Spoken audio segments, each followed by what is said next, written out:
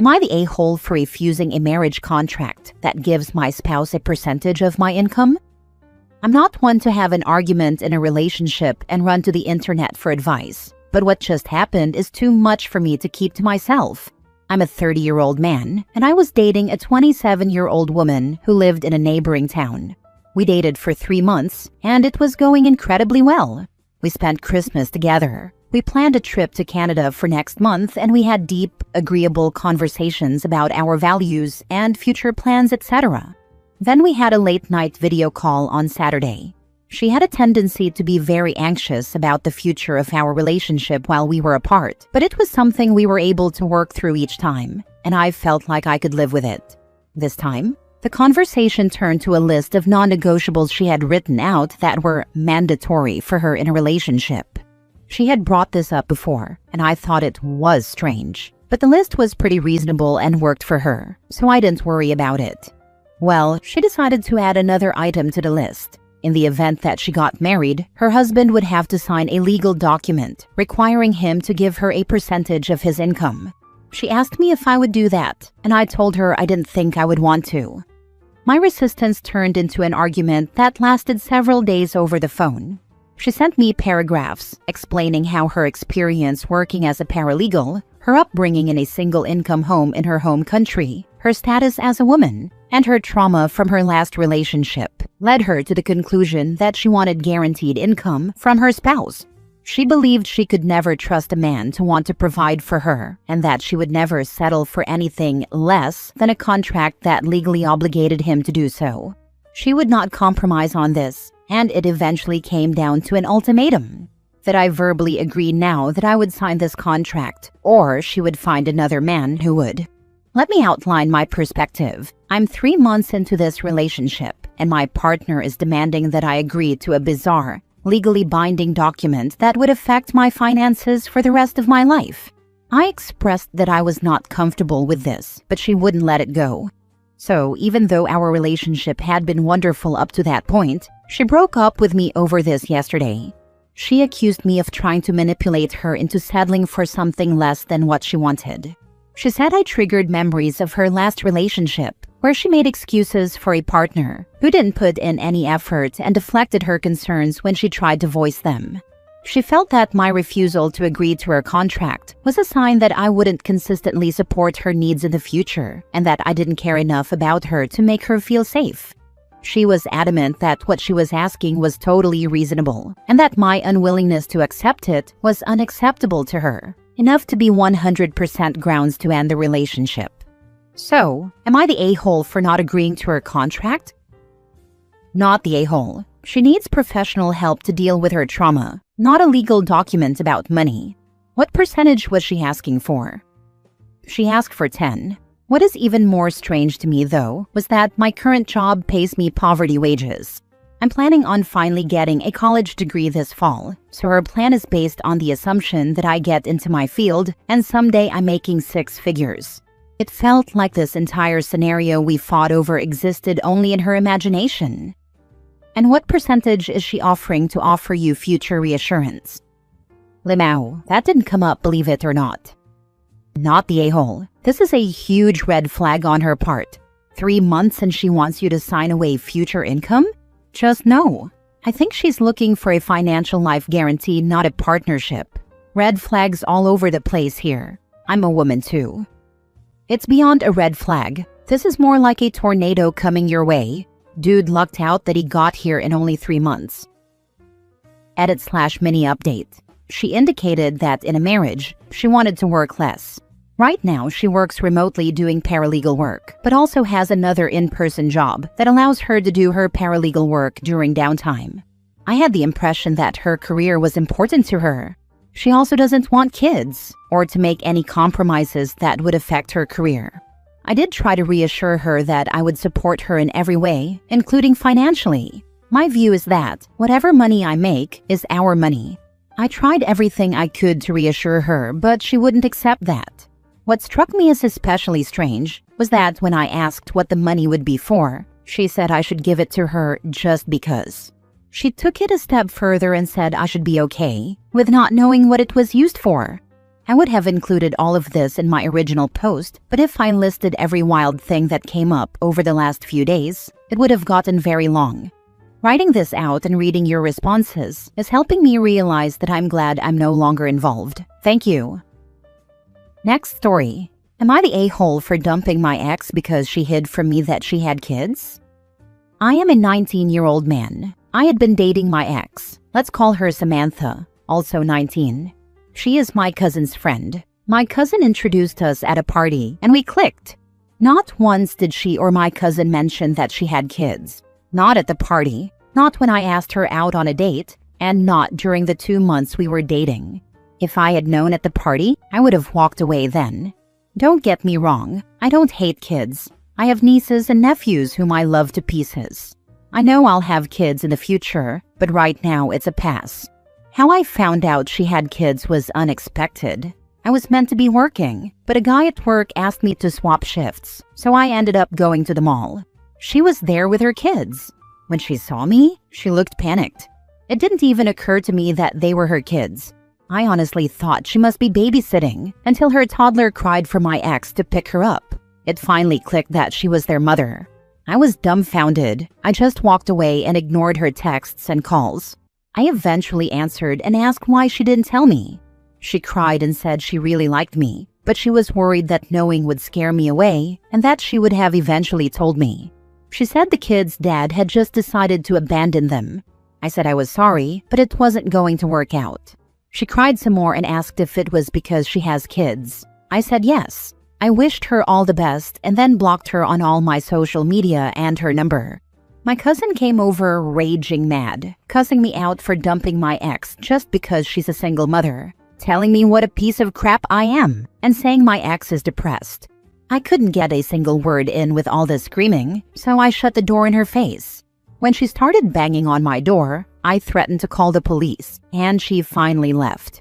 She went on social media and told family members what I did, and now I have people coming at me in person and online. It's all making me second-guess myself. Am I the a-hole? You are 19. Enjoy your life. Eat, study, and play game. Not the a-hole. She lied by omission, and that is a huge red flag against her character. She admitted she lied because she thought it would scare him off. So this was premeditated. So wrong on so many levels. OP, not the a-hole. Go live your best life. Not the a-hole. Just mute social media for a while. You're still young for that kind of relationship. Study hard and work hard.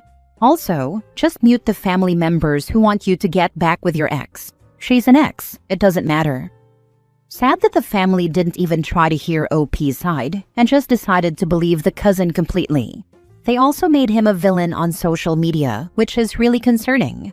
It also seems like the cousin orchestrated the whole thing to help her friend, and she's pissed that it got ruined.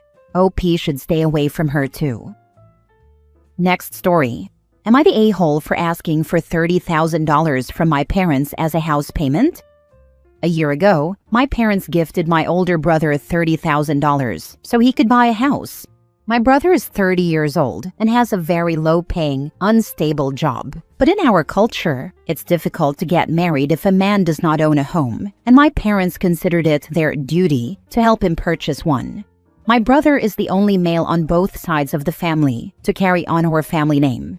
He has no savings. He partied, drank, and traveled all of his money away, and still wanted a home, as he's unmarried and his previous relationships allegedly ended when his partners discovered he had nothing to his name besides a really old car. He is their golden boy no matter what he does. I didn't have any qualms about that gift. My parents are in their early 50s, and this year I was also looking to purchase a home. I have decent savings, though not a lot, as I recently started working, a job that pays fairly well, and a very stable position. Rent in my city is extremely expensive, and I figured that instead of spending so much money on rent for an apartment, why not put that money toward a house? I plan on buying a house partly to rent out the other rooms. I'm currently single, and my brother, despite getting a house, is still single. But I was hoping to be more financially savvy and own a home. Since my parents gave my brother $30,000 for his house, I asked for the same from them. It seemed only fair. I've stayed at home with them, helped with chores, and have always been a homebody, whereas my brother moved out the second he could at 18. He rarely visits and never helps my parents with anything. I've always been the one driving them places, helping translate documents, and filling out immigration and government paperwork. I started translating for them when I was 12 or 13 because my brother was never home. Even as a teenager, he was always out getting wasted and coming back at 3 to 4 a.m. After touring multiple houses, I finally found one I really liked, and my parents liked it as well. However, we found out how much the down payment requirement was. Even with my savings, I would still need an additional $28,000, so I asked my parents for that amount. They flat out rejected me, saying that while they support me buying a house, they simply can't justify giving me that much money. I brought up that they were willing to give my brother that amount without any pushback and reminded them that I've helped them my entire life. They said it's because my brother needs a house to get married, whereas I can stay living under my parents' roof for only $300 to $500 a month. I was so fed up with their reasoning that I told them if they continued this favoritism, I would go no contact and leave. My parents said they can't give $28,000, but at most they could give $3,000. I was speechless and vented to my cousin during a family gathering, but I forgot that one of them is a loudmouth who then told all my relatives. Now everyone in my life is torn on my decision. My aunts and uncles have called me greedy, selfish, and even an a-hole for wanting that much from my parents. I feel like I'm losing my mind here. Am I in the wrong? Not the a-hole. Move out and tell your parents to call Golden Boy next time they need something. I did want to buy a house and move out at the same time, but now it's looking very difficult to do so. It's becoming unbearable living with my parents, knowing how blatant their favoritism is toward him, while they still expect me to translate every single letter for them. To offer another perspective, your parents may have overextended themselves to give your brother $30,000 last year. They may need time to recover and truly may not be able to afford doing the same for you so soon. I'm sure some of this is sexism, but how well do you know their finances? I actually help them manage their finances because they often can't figure out how the banking app works. I help them log in and pay off their credit cards. I recently put them on auto pay. I know for a fact that my parents have more than $30,000 and could retire comfortably. That's why it hurts even more knowing they have so much in savings, yet the most they're willing to give me is $3,000. Not the a-hole. I think this is probably also cultural too, right? Where males are valued more, viewed as the stronger, more responsible gender, no matter their character or past behavior, and women are seen as less than, have no opinions, serve the family and their husband forever, and are not allowed to have an opinion type of situation. I think there is absolutely nothing wrong with you asking for equal and fair treatment between you and your brother, especially when you've done much more for your family since you were barely a teenager, and much more with your life than he ever will. It seems like he gets a pass no matter what, and that's BS. Yes, it's exactly that. And I was honestly shocked to discover they had gender favoritism at all. When my parents found out my gender during my mom's pregnancy, they were ecstatic. Despite birth complications, they insisted on having a daughter, and even said that if they could have it their way, they'd have 2 daughters, instead of a son and a daughter. So being confronted with this sexism caught me completely off guard. All my life, I never noticed any gender favoritism. If anything, they scolded my brother more than me. When I graduated college debt-free thanks to academic scholarships, many relatives even called me the golden child because of my grades, university, and job. Meanwhile, my brother dropped out of college, accumulated student debt that my parents paid off, and they even paid for his 2 to 3 year trip abroad for school. Growing up, my parents always assured me they loved me just as much as my brother. That's why I never expected them to pull the rug out from under me like this, especially since I've never cost them nearly as much money as my brother did. I also spoke to my brother, and he said he didn't even ask for help. My parents offered it to him outright. I'm honestly heartbroken by this realization. Last story. My grandma doesn't want my stepson coming to the family gathering. I, 28 female, am married to my husband, 30 male, who has a son from his previous relationship.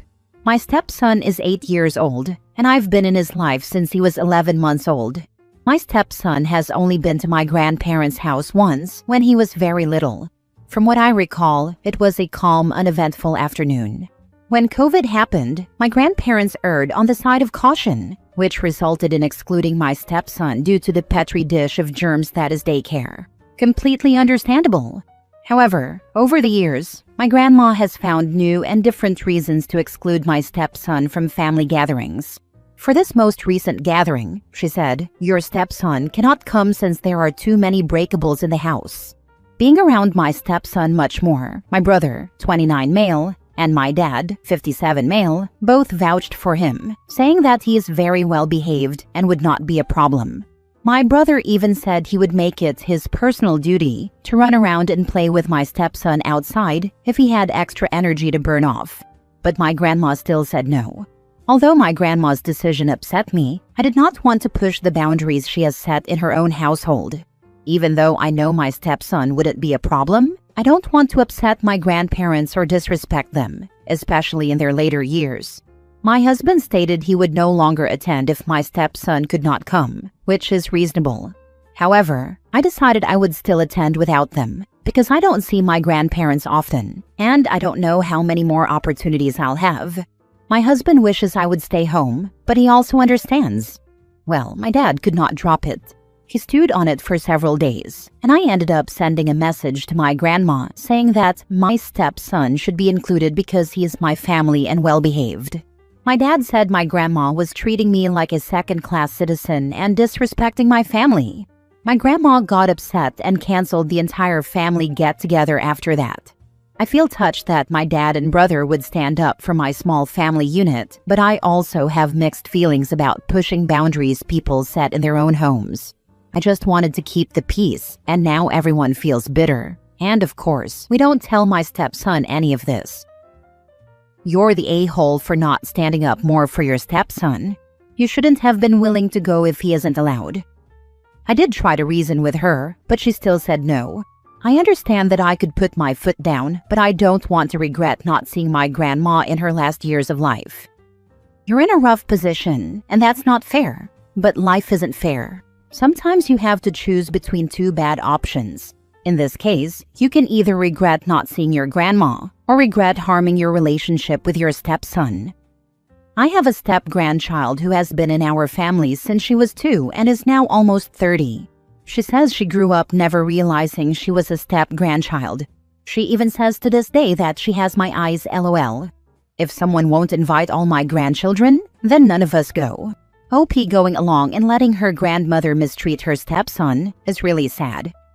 For years, I didn't know that my dad's cousin's mother-in-law was not one of my great aunts. She was at every family gathering, and I called her what her grandkids called her, Grandma C. She was a fabulous lady, and I considered her part of my family. You sound just like my mom, refusing to stick up for her kids in order to please other family members. Guess who doesn't talk to their mom anymore? Yes, my dad was and is the same. His mom treated us kids terribly for many years, playing favorites, making rude comments, and holding extreme expectations of us as children. He never said anything. Even when we got older and asked him to, he still didn't. We talk maybe 2 or 3 times a year.